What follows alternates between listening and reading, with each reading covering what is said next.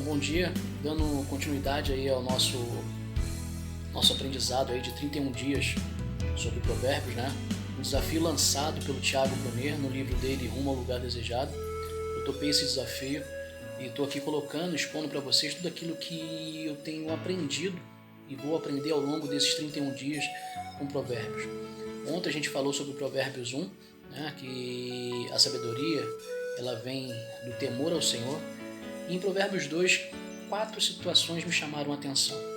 A primeira é a aceitação, né? Fala sobre aceitação. Segundo, fala sobre esconder os mandamentos do Senhor no nosso coração, esconder os mandamentos do Senhor na nossa vida. Terceiro, fala sobre clamar. E quarto, fala sobre buscar. Falando um pouquinho sobre aceitação, o que me vem à memória é que muitas das vezes nós ouvimos as pessoas falarem, mas não aceitamos. Isso acontece no mundo todos os dias. Os nossos pais falam, os nossos pastores falam, os nossos amigos falam, os nossos líderes falam e a gente não aceita. E por que não aceitamos fazendo tudo aquilo que é contrário? Por isso que muitas das vezes a gente faz aquilo que é contrário à palavra de Deus. Porque nós ouvimos, lemos, mas não aceitamos. E quando nós não aceitamos, nós temos a tendência a fazer ao contrário. Eu tenho um amigo que ele falava assim, cara, você precisa fazer dessa forma. Ele falava assim, só porque você falou, eu vou fazer dessa e dessa forma. Tudo ao contrário daquilo que a gente falava. Isso é um pouco de rebeldia. A gente falava para ele que ele precisava estudar, que ele precisava buscar algo. E ele falava, por causa disso eu não vou fazer, eu vou fazer o contrário. E às vezes a gente é assim com Deus. A gente é rebelde, né? E a Bíblia nos ensina que a rebeldia ela é como um pecado de feitiçaria. Todas as vezes que a gente se rebela aquilo que Deus tem falado pra gente, que é a palavra dele, a gente está trazendo feitiçaria para nossa vida. E Deus ele tem algo tremendo na nossa vida. E algo me trouxe ao coração muito interessante, que foi falar sobre esconder o mandamento. Quando a gente esconde alguma coisa, a gente tende que outras pessoas não peguem ou tirem da gente, né? Escondi um objeto. Eu escondi para que ninguém pegasse, ninguém o achasse e ninguém tirasse de mim. Então, em Provérbios 2 ele fala sobre isso. Fala sobre a gente esconder o mandamento do Senhor. Esconder o mandamento do Senhor. E eu fui buscar o mandamento. Isso lá em Êxodo 20. Os mandamentos do Senhor diz o seguinte: eu sou o Senhor teu Deus, que te tirei da terra do Egito e da casa da servidão. Primeiro mandamento.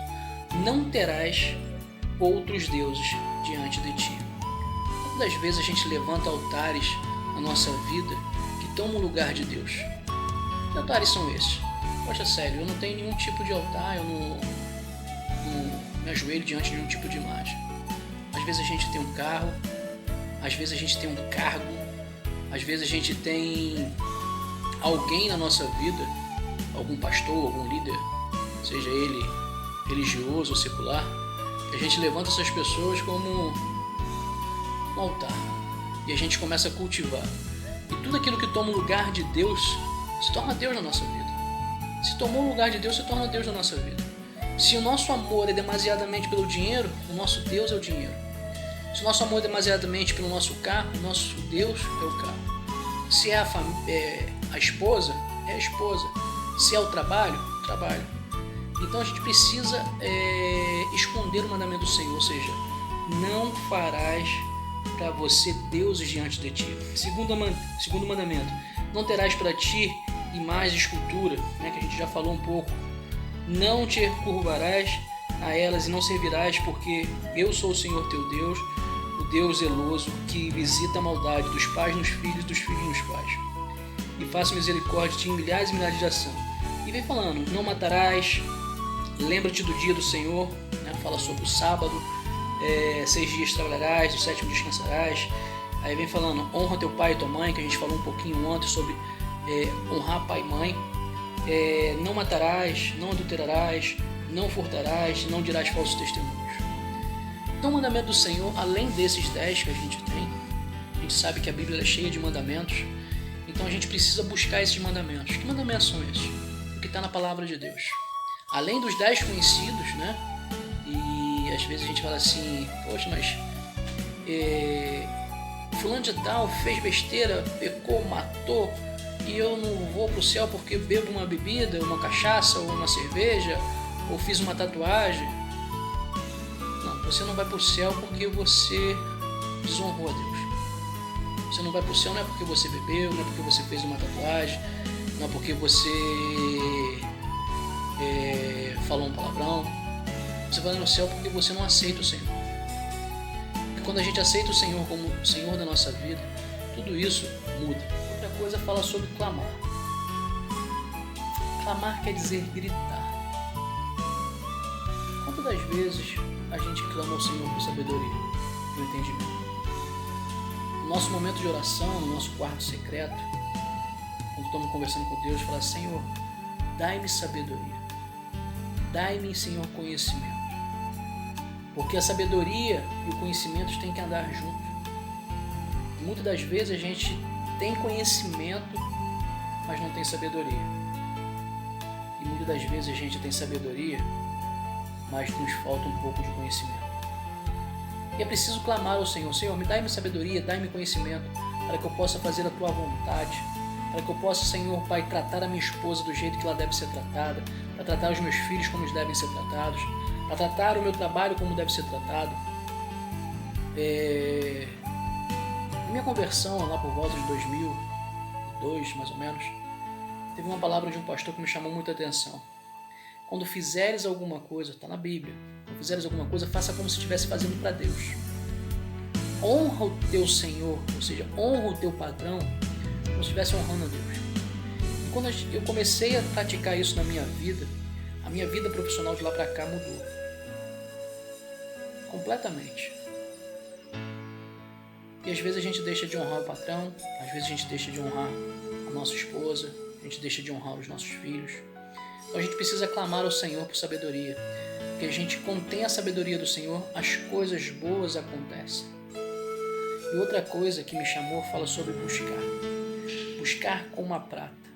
Imagine que você é largado numa ilha deserta, uma ilha, né, sem ninguém, e falam para você assim: nessa ilha tem um barril, um baú, cheia de tesouro. Ouro, prata, joias das mais variadas, especiarias, pedras preciosas. E fala assim: se você achar, ela é sua. Tem alimentação para você aqui, para você não perder as forças. Tem o material para você escavar. Agora basta você encontrar. O que você faz? Eu saio correndo atrás, vou caçar esse tesouro de qualquer forma. Assim também deve ser a gente buscando a sabedoria do Senhor. Quando a gente estiver clamado ao Senhor: Senhor, me dá sabedoria. Eu preciso entender, Senhor, o que o Senhor tem para a minha vida. A gente deve buscar, como se estivesse buscando um tesouro escondido. E, através de conhecimento, ler livros de pessoas que têm um conhecimento maior do que o Senhor. Buscar na palavra de Deus, que é a Bíblia, para que a gente possa ter algo a mais.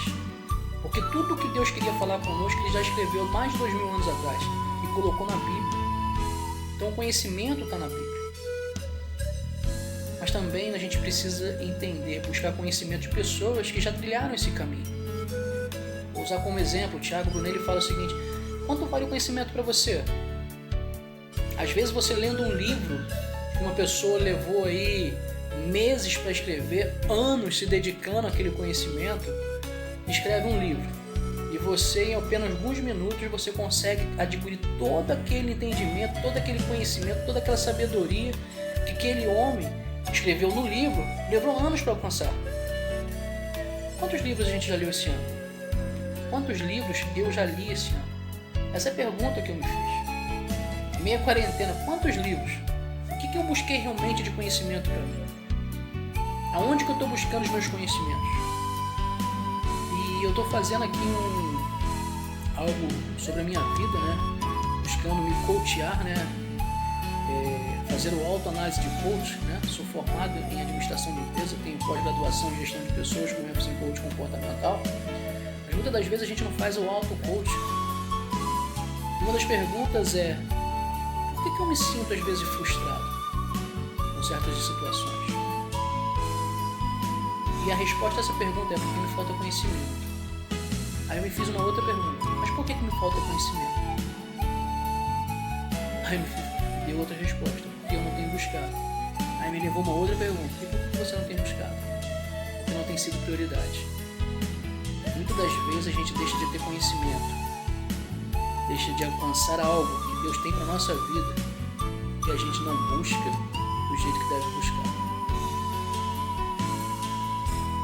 O que é prioridade para você? O que é prioridade para mim? Essa é a pergunta que Deus me fez, está me fazendo agora.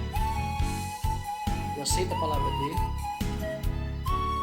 eu tento esconder da melhor forma possível os mandamentos dele na minha vida.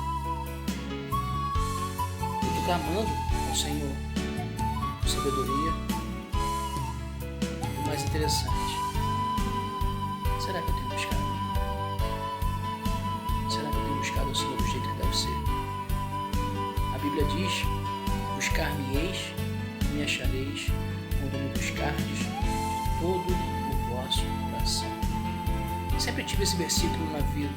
Muitas das vezes fiz desse versículo a minha oração, dizendo: Senhor, buscar-te-ei e te acharei quando eu te buscar de todo o meu coração. Essa é a palavra final que eu deixo para você. Busca o Senhor de todo o teu coração. Busca o Senhor de toda a tua alma e Ele se fará presente nesse dia. Deus abençoe vocês. Uma ótima semana. Shalom.